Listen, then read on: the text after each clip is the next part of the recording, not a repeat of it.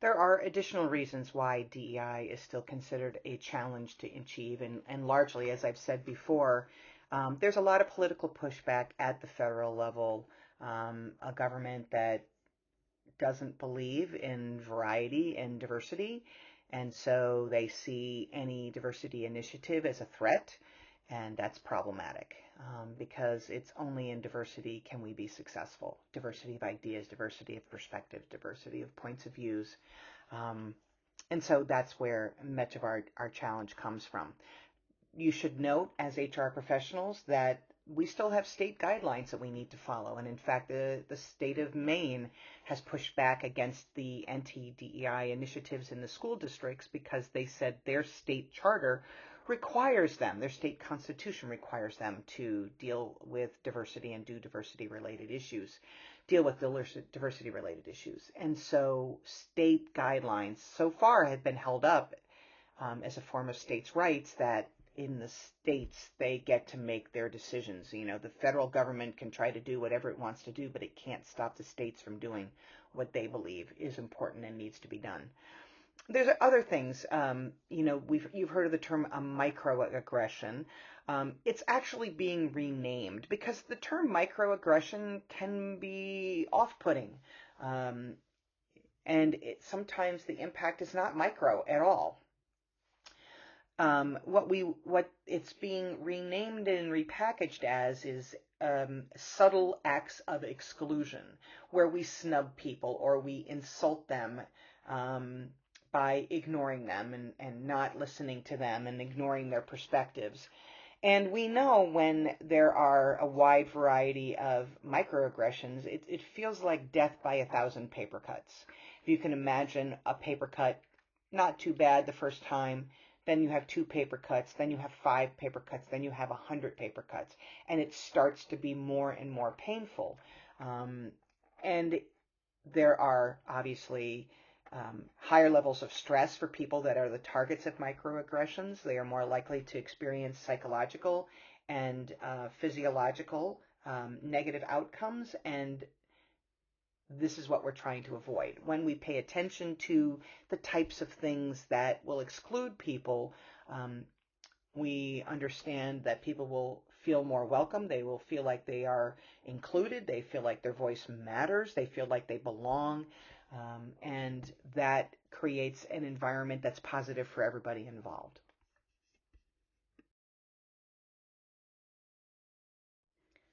Affirmative action is another controversial topic within the realm of diversity, equity, and inclusion. And in fact, at the federal level, it has been eliminated. The Executive Order 11246 that was signed into effect by President Lyndon Johnson has been repealed by President Trump. But states also have requirements regarding affirmative action behavior. So, what is exactly affirmative action? Affirmative action is about ensuring that people who are historically disadvantaged have the ability to get in the door to compete.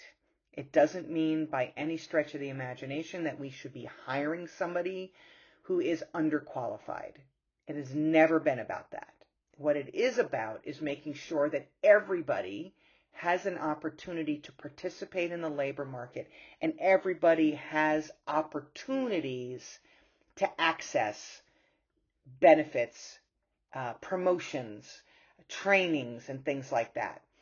So the standard for affirmative action has always been a good faith effort. An organization needs to make a good faith effort to proactively, affirmatively attract qualified individuals to the organization, which can mean sometimes targeting groups where you're not getting a lot of applicants from. Like if you're not getting a lot of white male applicants, you would, affirmatively try to find a way to attract more white males to your positions. We see this in teaching, in daycare, in nursing, where they've reached out to try to attract white males to come in and do those fields. So it's also about making sure that when someone is interested in a job, that they have the opportunity, that they're not removed right away from the pool, that we are keeping people in the pool to make sure our pool is diverse. And the more diverse your pool is, the greater the likelihood you're going to hire a qualified candidate, A, who is the best person for the job, but B, also will reflect the diversity of the local community. So if you're in an area that is 95% black and your organization is 95% white, now that's an extreme example, but it's a way of illustrating the point. If we see extremes like that, that tells us that there's a hiring problem going on in the organization, that they're intentionally not hiring somebody who may be qualified for that position specifically. So the goal is to reach out to underserved groups, to those who are not fully represented in your organization. It's about making sure then that everybody has access to promotional opportunities and training opportunities, that compensation is done fairly. It has never, ever, ever been about hiring people who are less qualified to fill a quota. Not at all. And if you read the legislation, or what used to be the legislation, if you have read it, then you would know that that is not the case. The case has never been about hiring underqualified people for a position. Unfortunately, that's the lie that's been told across the board. So, affirmative action is about affirmatively trying to make sure your pool of people are as diverse as possible, so that you have good representation from groups who that may live or work in your area but are not applying to your company, and you need to know why. Should we still do this? Well, the law doesn't require us to do this, but it doesn't say that organizations can't, and largely because states have requirements to do this. So you should be very aware of what your state and local requirements are as compared to the federal. Just because the federal does not require it or doesn't like it doesn't mean that it may not be needed and required at the state level.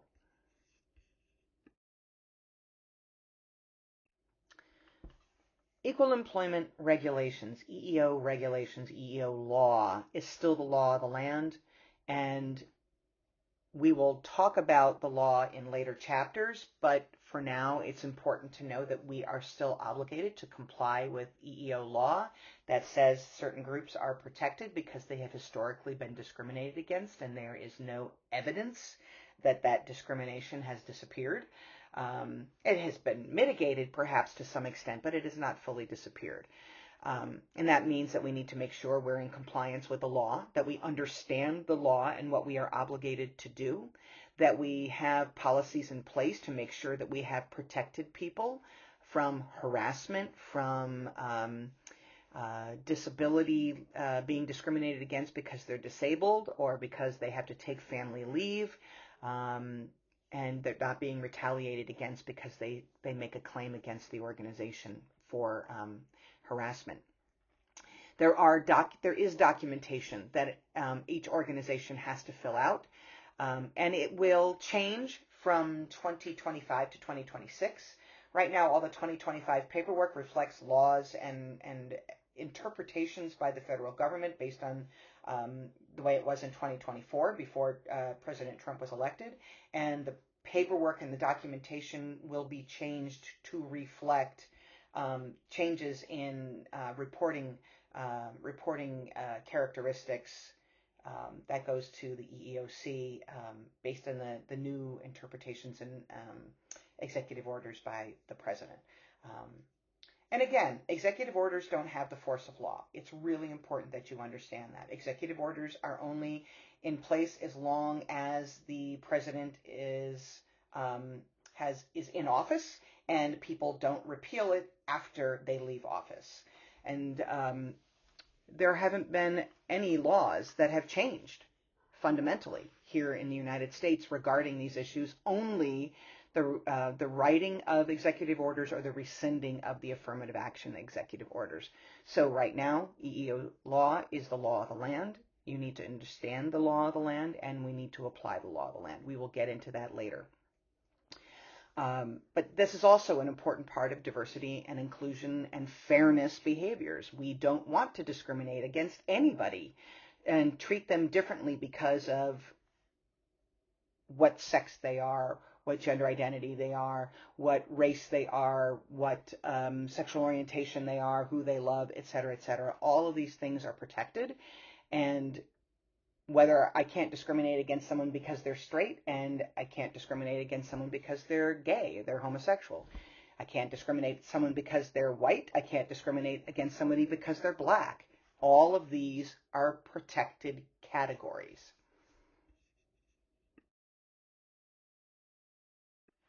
So when we have some issues of perceived inequities or unfairness and discrimination, what do we do? Well, every organization has an internal process, a complaint mechanism, a grievance process, where they allow complaints to come through, and they get processed through the human resource management function. We investigate, and then we make a determination, obviously with the guidance of an attorney, to make sure we are in legal compliance, that there is no liability attached. If we don't address these problems, we have legal liability because we are obligated to address any accusations of discrimination and to make sure that it's fully investigated and it is treated seriously. Obviously, each organization has its own policies and procedures and how that's set up. Every organization sets it up the way that works for them and their industry and their company. And often these rules and policies are included in the employee handbook. So you need to make sure your handbook is up to date, that it is not violating any laws, and it is addressing challenges as they come up, so that there's a process for complaints to be heard, processed, investigated, and managed. DEI is not illegal, contrary to what many believe. DEI is absolutely allowed under certain circumstances. Number one, it has to be implemented well and well designed. It needs to make sure that it is not favoring any group over another. It needs to make sure that everybody has opportunities. We know from research that was done by a commission called the Glass Ceiling Commission, and this was ordered by President H.W. Bush, who was a Republican. He wanted to know why women and minorities were not advancing to higher levels of positions in organizations. And he put together a group of people who were tasked with researching and understanding what was going on and why. Of those results that came out in about 1996, which was during President Clinton's term, their final report had many, many things in it. But the most important takeaway that I took from that final report was organizations that are the most successful at combating the glass ceiling and creating opportunities for women and minorities were organizations that made sure everybody, including straight white males, all had opportunities available to them, that no one was treated unfairly or differently, that everybody was given the same opportunities. Everybody was given access. Nobody was denied access to something simply because of who they are. And I found that really powerful. And that is the lesson that I have taken away. And that is what I teach my clients when I deal with my clients on these issues. When everybody feels like everybody has an opportunity to compete fairly, that benefits the organization and it benefits all the employees. And that is the way to ensure that everybody gets the opportunity to advance, and it helps the organization to be successful. At the end of the day, inclusive behaviors means how do we make sure everybody feels included, not just some groups over others. That's the deal. Other things that we can do to help manage issues and complaints is doing bystander training. And bystander training is about focusing on the people who are watching and observing and empowering them to step up and to call out discrimination and microaggressions and unconscious bias when they see it.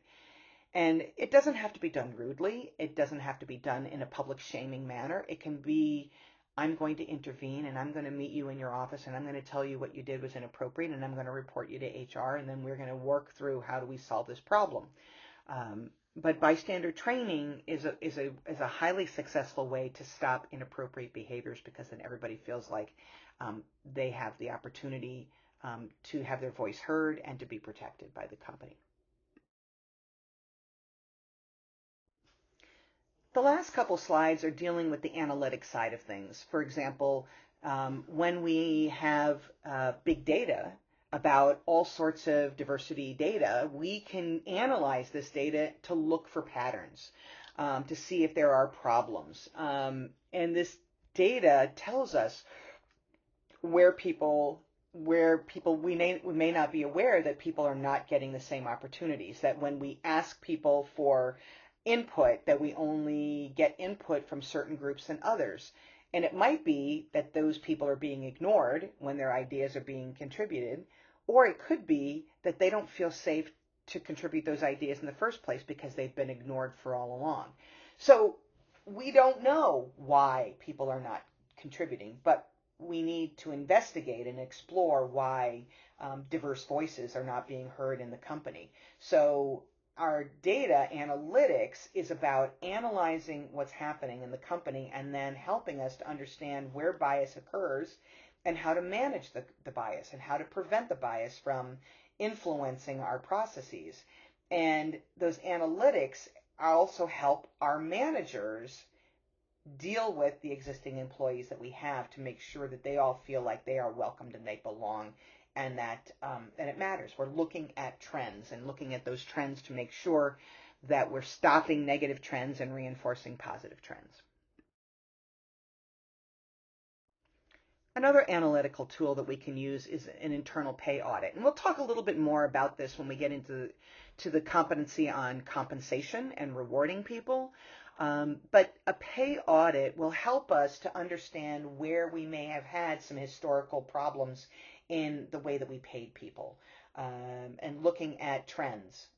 And I did a brief study a number of years ago when I was in grad school looking at the pay differentials between male and female faculty members and at a university. And they found that women faculty members were as successful in terms of scholarship, had really good teaching evaluations, were engaged in all sorts of service, and that yet they were still being paid less than their male counterparts. And there's no other way to explain it other than bias, because if their research is the same or better, if their teaching is the same or better, and if their service was the same or better, there's no reasonable explanation for why their pay would be different, except for the fact that it would be a bias. Because faculty are evaluated on three things: teaching, research, and service.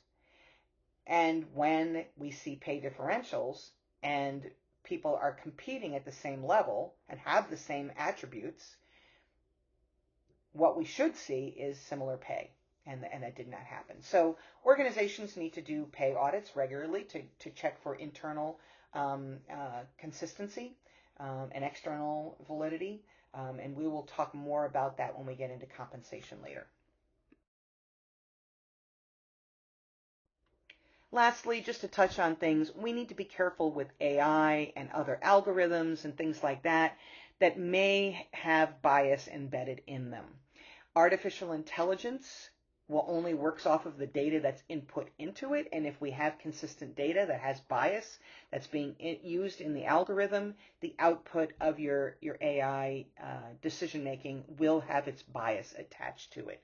And we'll get into this in the next module when we talk about technology and discrimination and things like that. But just be aware that just because we have data and everybody thinks, oh, well, we have artificial intelligence, it shouldn't be biased. If the people programming it are biased, if the data that they're using to determine the algorithm is biased, the output from artificial intelligence will be biased. And we know we've seen it flagged. And so we'll talk about different ways we can manage that as we get further into the material for the course.